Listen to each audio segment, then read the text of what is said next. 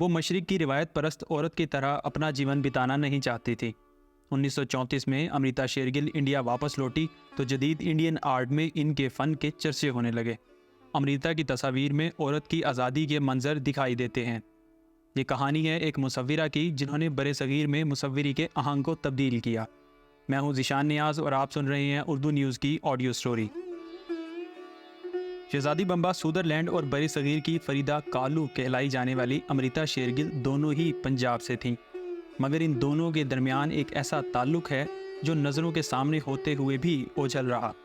बम्बा सुदरलैंड का model town में घर उजड़ चुका, जबकि अमृता शेरगिल की वाहिद तस्वीर लाहौर के अजायब घर में नुमाइश के लिए रखी गई है। दोनों एक ऐसे धागे के साथ एक दूसरे से बंधी हुई थी कि उम्रों के गैर मामूली फ़र्क के बावजूद का ये ताल्लुक़ ख़त्म करना मुमकिन नहीं। पंजाब की शहजादी बम्बा महाराजा दिलीप सिंह की बेटी थी। उन्होंने पहली मर्तबा अपने पुरखों के पंजाब जाने का फ़ैसला किया तो अखबार में एक इश्तिहार दिया, जिसका खुलासा कुछ यूँ था कि वो एक ऐसी खातून की तलाश में हैं जो सकाफ़त और मौसीकी में दिलचस्पी रखती हों और पंजाब यात्रा में इनका साथ दे सके। शहजादी बम्बा के इस इश्तिहार के जवाब में बहुत सी दरख्वास्तें मौसूल हुईं, जिनमें से एक मैरी एंटोनेट की भी थी, जो फ्रांसीसी हुकूमत के सरकारी अफसर और जागीरदार की बेटी थी, जिन्हें ओपेरा डांस में भी महारत थी। बम्बा ने ये दरख्वास्त कबूल कर ली और यूँ दोनों पंजाब जाने के लिए रवाना हुए। मैरी एंटोनेट की कुछ अर्सा बाद एक तकरीब में अमराव सिंह शेरगिल मजीठिया से मुलाकात हुई। दोनों में मोहब्बत बढ़ी जो शादी पर मुंतज हुई। ये अमराव सिंह शेरगिल की दूसरी शादी थी। अमृता शेरगिल के वालिद अमराव सिंह शेरगिल अगरचे पंजाब के एक बड़े जागीरदार थे, मगर बरतानवी नौआबादियाती निज़ाम के ख़िलाफ़ और इंडिया की तहरीक आज़ादी के हामी थे। शायर मशरिक अल्लामा इकबाल इनके गहरे दोस्तों में शामिल थे। इनका इनकलाबी सियासी जमात गदर पार्टी से भी ताल्लुक़ रहा, जिसके बायस अंग्रेज़ राज ने इनके लिए सियासत करना नामुमकिन बना दिया और इनकी बहुत सारी ज़मीनें भी जब्त कर लीं। अमृता शेरगिल अपने वालिद के लिए बचपन से ही दर्द सर बन गई थी, क्योंकि वह रिवायत परस्ती से कोसों दूर थी, जिसके बायस इनके वालिदैन इनको माहिर नफ्सियात के पास भी लेकर गए। उदासियों को कैनवस पर मुसव्विर करने वाली बरे सगीर पाक व हिंद की फरीदा कोहलू अमृता शेरगिल की ज़ीस्त की कई रंग हैं। इनके वालिद सिख थे, वालदा यहूदी, और इन्होंने खुद कैथोलिक मज़हब इख्तियार किया। एक और बगावत। हंगरी में क़याम के दौरान अमृता का दाखिला इटली के शहर फ्लोरेंस के एक कानोनेट में करवा दिया गया। वहाँ अमृता के लिए इस वक्त मुश्किलात पैदा हुई जब उन्होंने सादा तस्वीर बनाने के बजाय एक ऐसी तस्वीर बनाई जो काबिले गिरफ्त थी। इनकी तस्वीर के किरदार बरहना थे और इस पर तुरफा तमाशा ये कि उन्होंने अपने मुल्हिद होने का भी ऐलान कर दिया। 1934 में 21 बरस की उम्र में अमृता शेरगिल इंडिया वापस लौटी तो जदीद इंडियन आर्ट में इनके फ़न के चर्चे होने लगे।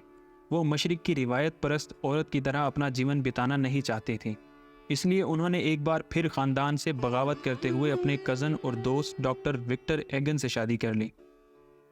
म्यूज़ स्कूल ऑफ आर्ट्स इस वक्त तक लाहौर बरे सगीर में फ़न मुसव्वरी का नुमायाँ मरकज़ बन चुका था। अमृता से कबल इंडिया में कोई दूसरा मुसव्वरी के आहंग को तब्दील करने की जुर्रत नहीं कर सका था। अमृता ने ना सिर्फ मुसव्वरी के रिवायती अंदाज से बगावत की, बल्कि मर्द और औरत के फरसुदा ताल्लुकात की तशरीह रंगों के दिलचस्प इम्तजाज के साथ की। अमृता की निजी ज़िंदगी भी गैर मामूली तौर पर तलातुम खेज़ थी। उन्होंने पहला एबॉर्शन 18 बरस की उम्र में करवाया। अमृता ने पेरिस से वापसी पर यह एतराफ़ किया कि मैं सिर्फ इंडिया में ही पेंट कर सकती हूँ, मैं हर जगह पेंट नहीं कर सकती कि मैं बहुत ज़्यादा पुरएतमाद नहीं हूँ। यूरोप पर पिकासो और दूसरे मुसव्विरों का सहर तारी है, इंडिया सिर्फ मेरा है।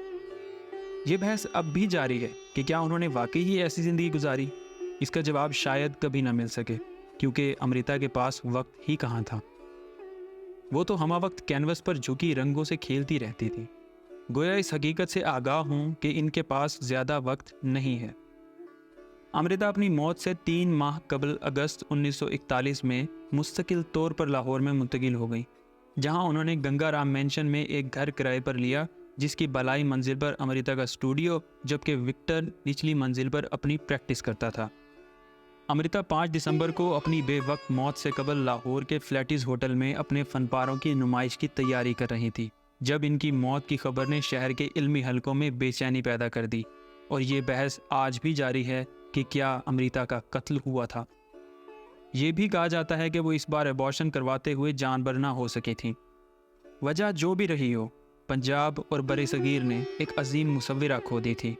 वो एक बागी रूह थी जिसने कभी किसी की परवाह न की थी, जिंदगी की भी नहीं। 7 दिसंबर 1941 को लाहौर के इल्मी हल्के अमृता की अर्थी उठाए मॉल रोड से शमशान घाट की जानिब बढ़ रहे थे। अमृता अपनी 29वीं सालगिरह से कुछ रोज़ पहले ही मौत की आगोश में चली गई थी।